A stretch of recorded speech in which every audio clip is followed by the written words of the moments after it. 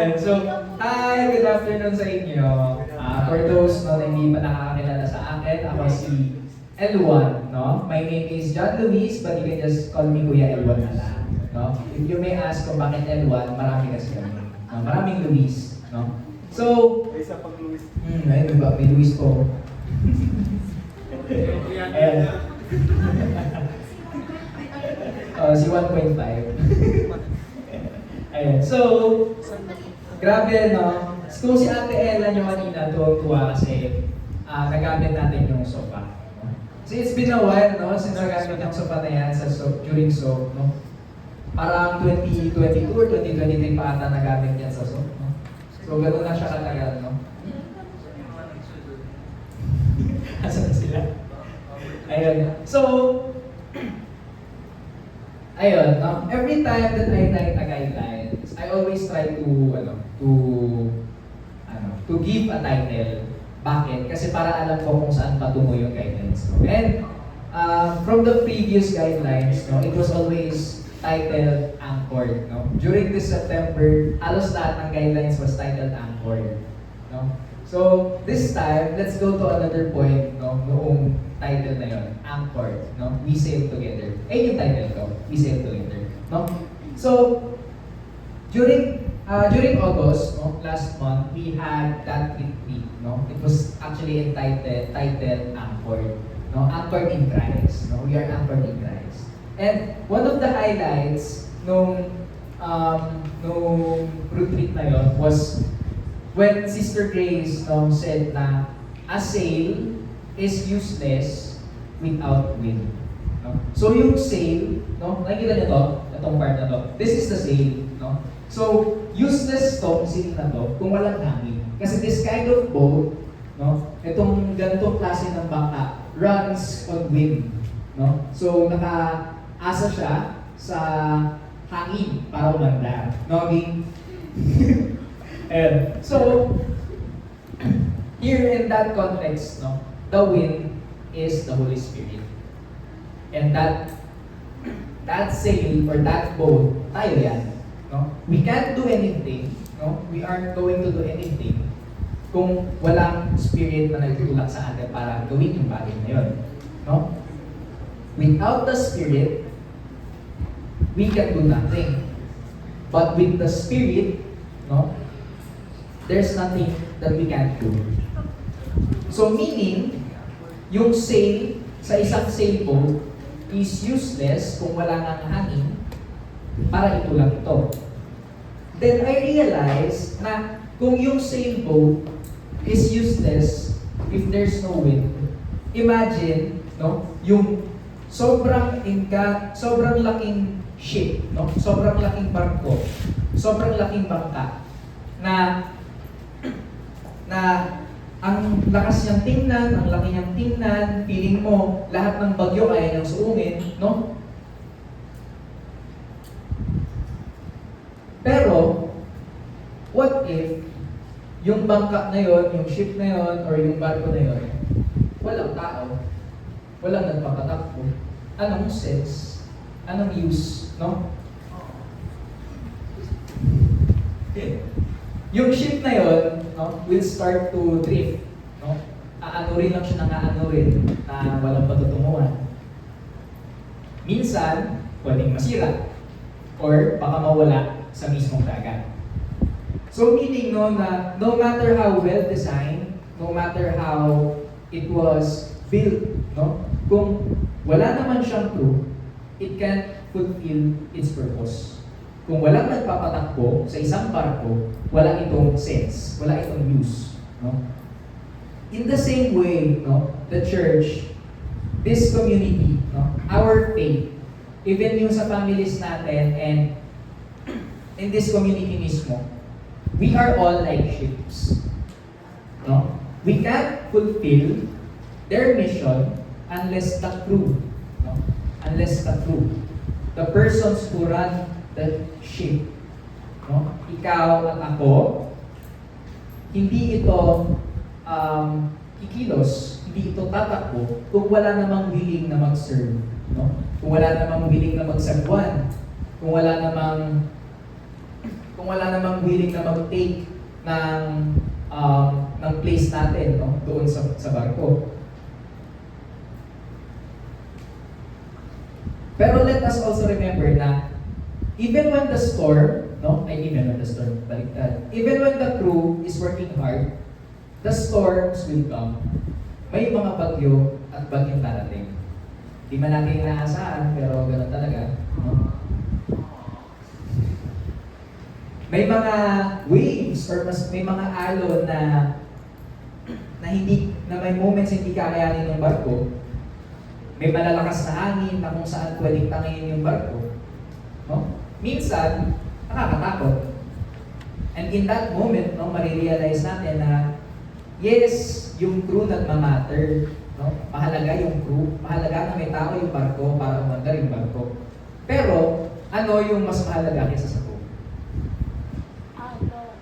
That is the captain. No? Kasi, he gives the orders sa crew members niya. No? So, tayo, no? Imagine that you yourself is a ship. No? The wind that pushes you to do everything that you do is the Holy Spirit. Pero, what if wala si Jesus sa buhay mo? Parang kang nagsisink, no? Parang lulubog. Every ship, no? Lahat ng barko may purpose. No? There are different kinds of ship. No? May fishing vessel, may yacht kung saan pwedeng mo ng panggala, may cruise ship, may warship. Ang dami, di ba? So every ship has a purpose. No? And then trying to relate it with our community. Same as a ship. No? This community has a purpose. So, sa tingin nyo, ano ba yung purpose ng community natin? Anyone? May nakakalam? To save together. To save. Inaya mo lang eh. Hindi, seryoso, no? What's the purpose of our community? No? Ano yung vision ng community natin? No? Ayun, laki-laki oh. Ayun, laki-laki oh. Di ba? Acts 6:4 says, we will dedicate ourselves to prayer and ministry of the word. No? I am saying this, that passage, hindi lang para sa iyo, no? Para sa sarili mo. You dedicate yourself to the word, no? To prayer, so that you can help others. No? So you can try to evangelize others. That's the purpose, no? To share our fruits that we are receiving from these scriptures. Ay, pasok ka. Hello. Good afternoon. No? Ayan. So, pero, kung hindi naman natin i-voice out yung fruits na nare-receive natin, kung hindi natin siya i-share, no? Anong sense? Di ba? Useless rin. No? So, without the people who are willing to work, without people who are willing to work together, no? Yung mission natin, our mission to spread God's love is stalled. No? Nakatenta lang. So without a crew, the ship will never reach its destination. But without a captain who instructs his crew, ganun din. No? So kailangan, when there's a crew, there's a captain. So at this moment, no, God is calling us na to take our place in this mission. No? If one person, sabi ng isang person na hindi ako kailangan, kunwari, no, may mission kayo. Pupunta kayo ng, ano bang mission natin? No? Pupunta kayo ng Molave Youth Home. Tapos, na-realize mo na very limited yung makakapunta doon. Sasabihin mo na lang hindi ka needed. No? That kind of mindset, no? Nagsasuffer yung buong crew. Kasi kung hindi ka willing na tumulong, hindi ka willing gawin yung dapat mong gagawin, ma-hurt yung yung pag-iisip ng ibang crew members. Pero wait lang, no? Hindi ba pwedeng doon sa barko, doon sa ship na yun, baka pwedeng passenger lang ako, baka pwedeng pasahero ka lang, no? Baka naisip mo, ganun na lang, no? So, during that retreat, noong August, that was one of the things that I was praying about. No? Kasi gusto ko, in this community, na-miss ko kasi yung tamang attend-attend ka lang eh. Yung wala kang ginagawa, wala kang binibear na responsibility. Na-miss ko yun eh. No? Sabi ko, Lord, okay naman na yun, siguro. Kasi 2 years naman ako naging member ng core team. 2 years na ako nag-serve, no? Baka pwede naman na back to being a regular attendee na lang ako. Nakapagod din pala yun. Tapos ang sabi niya sa akin, very, very firm, no? No! Akala ko magugulat ko, sorry. Yan. Then I kept asking, no? Sabi ko, baka pwedeng gawa ng paraan, baka pwedeng balik na lang dun sa being attendee na lang. Then, I realized, no, that in this ship, no, in this vessel that we are in this community, we are not passengers. Lahat tayo hindi pasahero lamang. No? You may feel that you are a passenger. You may say that you are a passenger, pero hindi. No? In this vessel, no, in this ship that Jesus is the captain, walang pasahero. Lahat crew member. And each one of us has a different function, no? Different role. Sabi, may naalala kong passage, hindi ko lang matandaan yung exact, pero ang sabi doon, no, na I have chosen you by name. You are being handpicked, not by me. So, dito, sa community natin, no, si Jesus yung captain natin.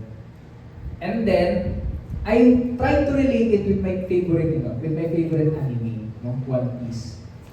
Kasi, yung One Piece is a pirate kind na anime, no? So, sa One Piece, may captain, may vice captain, may musician, may helmsman, basta may different roles yung member ng crew. And then, I was listing, no, yung members ng Verbonday. Si Jesus yung captain, si L2 being our youth coordinator is the vice captain. Si Father Bong, siya yung mentor natin, so feeling ko siya yung helmsman.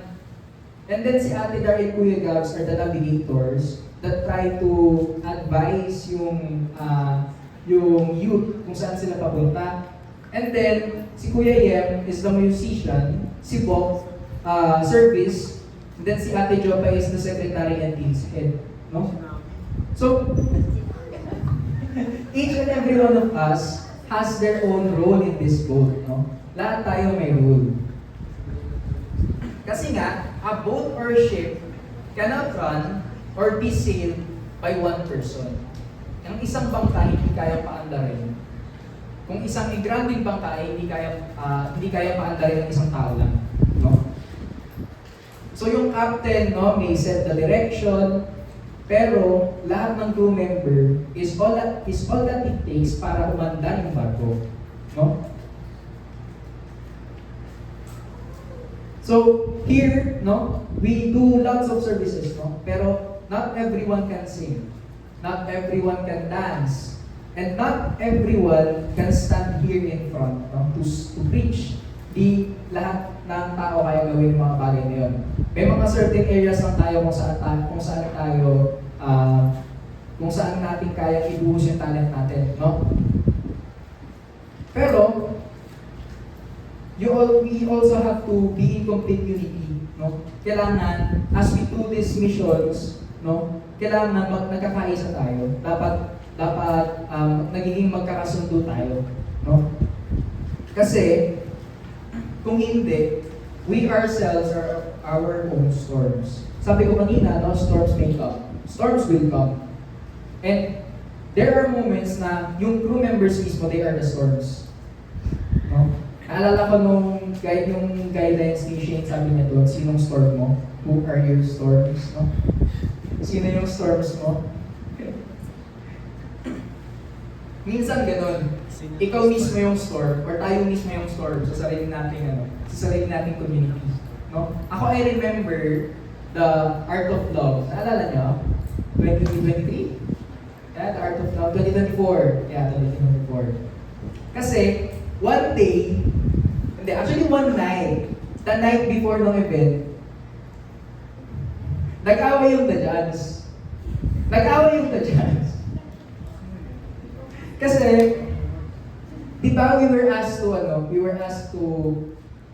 have a podcast regarding philia or love of friends, no?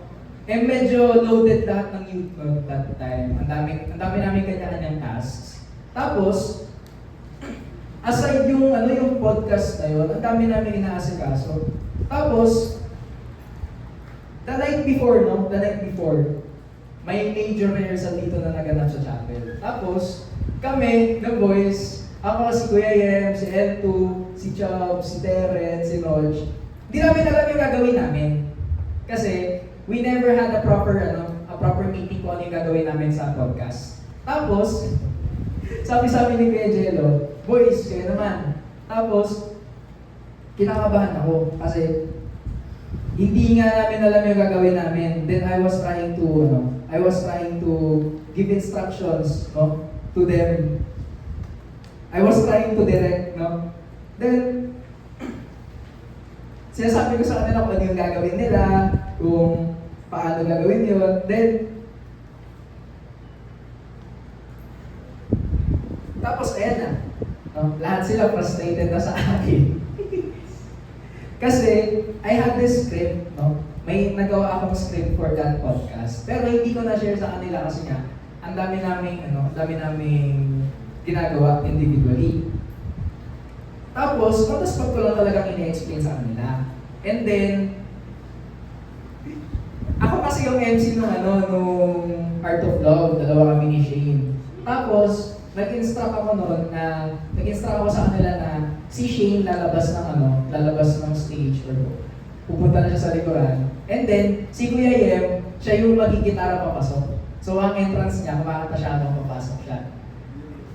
Tapos, naalala ko noon, ayun yung sabi ko na si Kuya Yem magigitara tapos papasok. And then, kanya-kanyang hawak ng mic, then kakanta ng verse yung The Judds.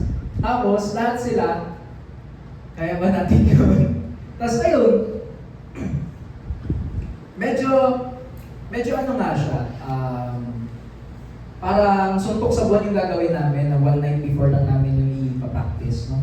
So, lahat sila, nagtataka sa amin, na sabi sa akin hindi yan ma-hassle for him kasi nga, magigitara siya, papasok. Tapos, hassle din for everyone kasi kakakanta sila individually, no?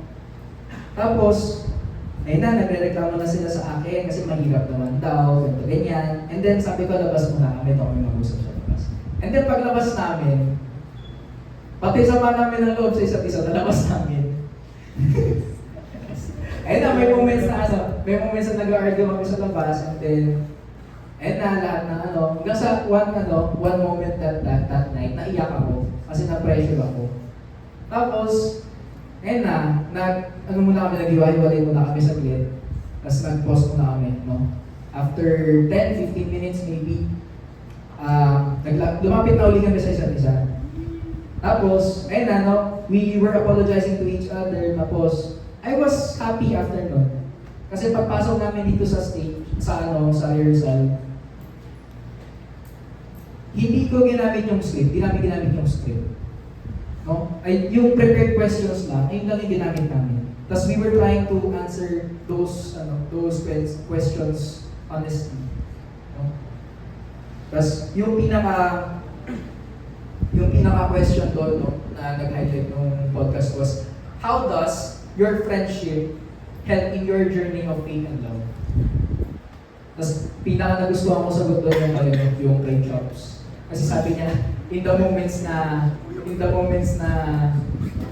hindi kayo okay sa isa't isa, no? Your friends will try to